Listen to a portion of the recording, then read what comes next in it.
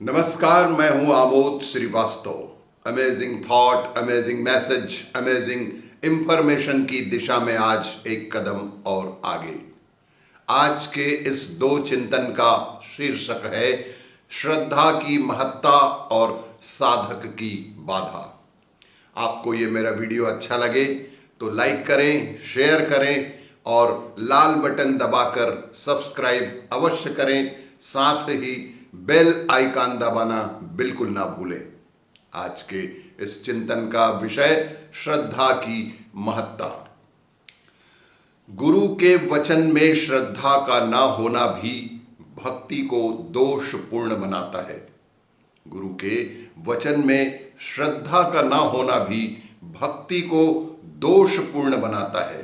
श्रद्धा ही है जिसके कारण किसी सुदूर के सानिध्य में बैठते हैं, किसी गुरु, किसी सदगुरु के सानिध्य में बैठते हैं, सत्संग सुनते हैं या कि दीक्षा लेते हैं तो अनेक प्रकार के चमत्कार अवश्य घटते हैं और तब लगता है कि भक्ति में बहुत आगे बढ़ रहे हैं। वास्तव में उस समय भक्त को गुरु कृपा और श्रद्धा की ऊर्जा दोनों मिलकर आगे बढ़ा रही होती है।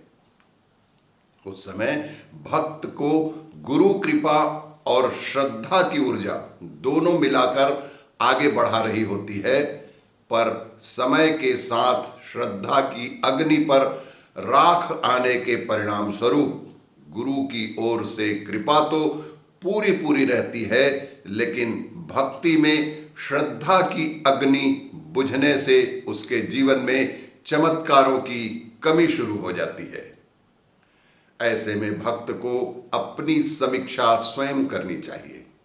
ऐसे में भक्तों को अपनी समीक्षा स्वयं ही करनी चाहिए, जबकि सामान्यतः भक्त गुरु पर अश्रद्धा, अविश्वास करने लगते हैं, जो भक्ति के लिए घातक साबित होता है।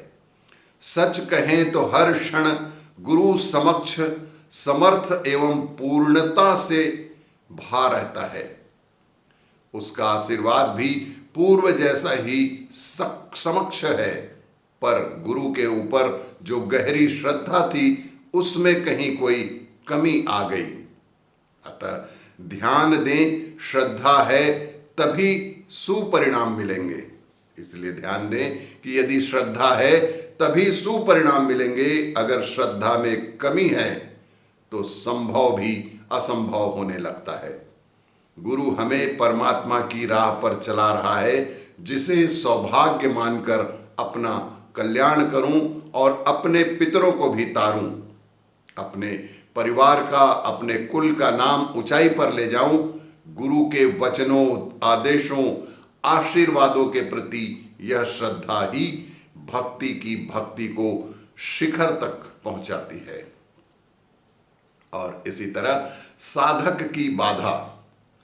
संसार में कितने ही लोग ऐसे होते हैं जो अच्छे से अच्छे संत, सदगुरु, सत्पुरुष के सानिध्य में आकर भी अपनी दोष देखने की वृत्ति नहीं छोड़ पाते। यही नहीं, श्रेष्ठ से श्रेष्ठ स्थान पर जाकर भी अच्छाई ग्रहण नहीं कर पाते। उनकी दृष्टि कहां क्या क्या कमियां हैं इसी पर रहती है। ऐसे लोग कभी भी कोई सांसारिक प्रगति भी नहीं कर पाते। यही नहीं, सदगुरु श्रेष्ठ स्थानों की निंदा से उन्हें दोहरी मार भी झेलनी पड़ती है। एक तरफ चित्त जड़ता का शिकार बनता है तो दूसरी ओर उन्हें पातक दोष भी लगता है। इसीलिए भक्ति मार्ग में आध्यात्मिक प्रगति के लिए निंदा दोष से मुक्त स्वभाव पर जोर दिया गया है। वैसे भी इसके बावजूद भगवान को भक्ति मार्ग में अनेक व्यवधान आ खड़े होते हैं और साधक का मार्ग रोकने का प्रयास करते रहते हैं। कुछ सामान्य तो कुछ विशेष अवरोध सामने आते हैं, उन्हें शास्त्रों में दोष पाया गया है। विद्वानों ने भक्ति मार्ग में दोष के अनेक कांटे बताए हैं, जिन्हें निकाल फेंक देने पर ही भक्ति का मार्ग सुगम बनता है। शांति, संतोष, आनंद, प्रभु कृपा मिलती है। इन कांटों को ही भक्ति अपराध भी कहते हैं। यदि साधक अपने जीवन से इन अपराधों को त्याग सके तो कोटि यज्ञों का लाभ प्राप्त हो सकता है, ऐसा शास्त्रों में विधान है। यहां नाम अपराध से मतलब है नाम जपते, नाम सुमिरन के समय जाने जाने वाले, जाने अनजाने अंतःकरण से उठने वाले विकार अपराध हैं। इसी प्रकार नाम जप में ईश्वर व गुरु समर्पण न होने को भी इसी तरह का दोष माना गया है, जो कि साधक की साधना में बाधक के रूप में उपयोग आते हैं। आपको ये मेरा वीडियो अच्छा लगे तो लाइक करें, शेयर करें और सब्सक्राइब अवश्य करें। धन्यवाद।